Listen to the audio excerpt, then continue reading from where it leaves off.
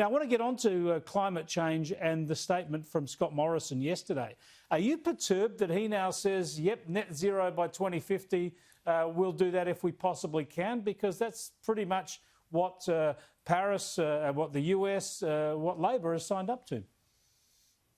Look, I'm not going to get all that worked up about someone having a preference for something and something good. I mean, obviously, we'd like to reduce our carbon dioxide emissions and do things in cleaner and different ways. That's a good thing. So having a preference is fine. What I don't understand about the debate here in this country right now is the obsession with something, with a year that's 29 years now in the future. Yeah, just a few elections away. The political debate's been dominated today about what we might be able to do or not do in 2050.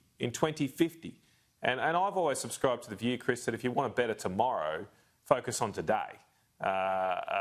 Obviously, you do want to focus on the effects of your decisions in 20 or 30 years' time. But the way to get good results in 10, 20 or 30 years' time is you focus on what you can control today.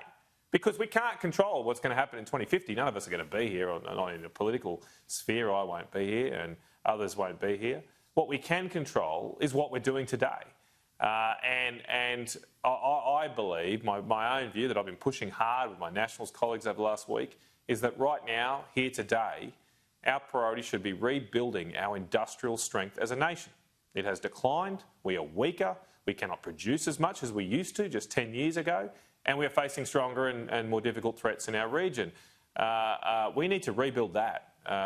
And I worry very much focusing on 2050 and going to some, I think, mythical target of net zero emissions is only going to make it harder to tackle the issue of, are we going to make things in this country in the future? Are we going to be able to defend ourselves? And are we going to be able to provide the good, high-paying jobs to people in Australia in manufacturing industries? Spot on. Let me throw something at you without notice. I'm highly critical of the way Western Australia has locked down because of one case and borders have been closed. They're facing a much more immediate danger there at the moment in the Perth Hills with a savage bushfire.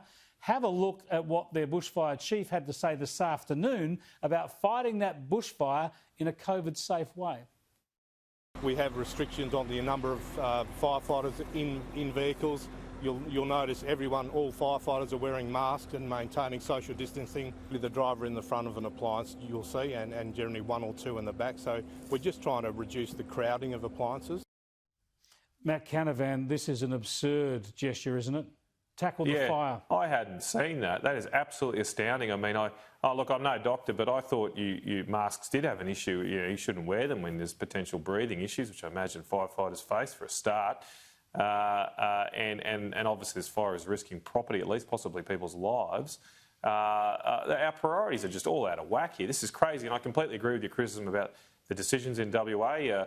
We've seen this movie. We saw it only a few weeks ago where Brisbane locked down its entire city for a weekend because of one case.